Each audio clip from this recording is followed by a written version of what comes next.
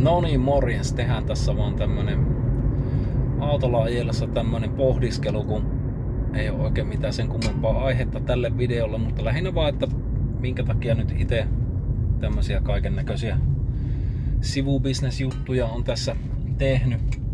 Jossakin vaiheessa huomasin, että yllättävän paljon menee aikaa kaiken näköiseen turhuuteen tässä niinkö itellä.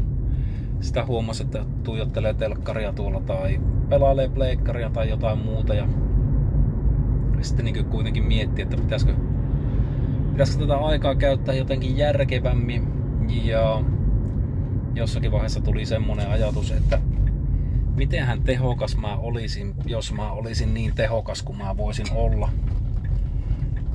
Ja siitä se sitten vähän niin kuin lähti.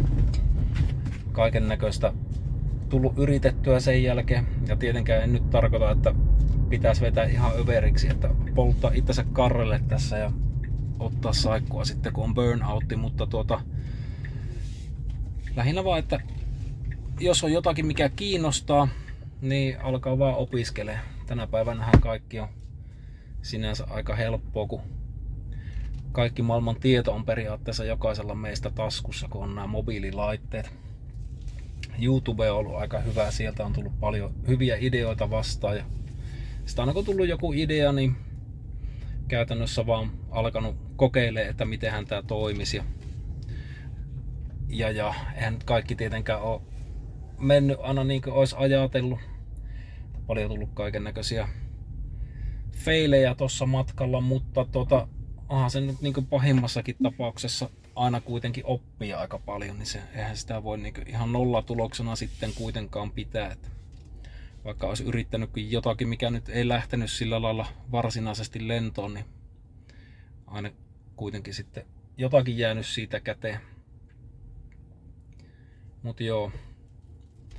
Ja sitten niin tällä hetkellä esimerkiksi, jos itse katsoo tämän vuoden homma, niin mitähän siellä on toistaiseksi? Olisiko siellä joku 1500-2000 euroa, mitä on pystynyt tekemään niin näillä sivutoimisilla jutuilla niin palkkatöiden päälle.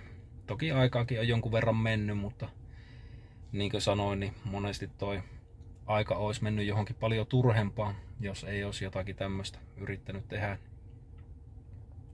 Niin suosittelisin kaikille kyllä, että jos tulee jotain ajatuksia, että hei, tossa voisi olla idea, niin ei muuta kuin kokeilemaan. Ja tekoälyhän on tänä päivänä aika mainio ystävä näissä, että sieltä saa hyviä vihjeitä, että miten tätä kannattaisi tehdä. Olipa kyse sitten melkein mistä tahansa, niin aina tulee hyviä ehdotuksia, että mitä työvälineitä käyttää ja miten niitä käytetään ja niin poispäin, ja missä järjestyksessä edetä ja miten markkinoida ja niin poispäin. Mut semmoista. Tää oli vaan tämmöistä höpötystä auton ratista. Nyt on kotipihalla, niin ei se ota kun lähteä kantaa ostokset tonne sisälle. Ja huomenna uusi päivä. Ei muuta kuin ensi kertaa, moro.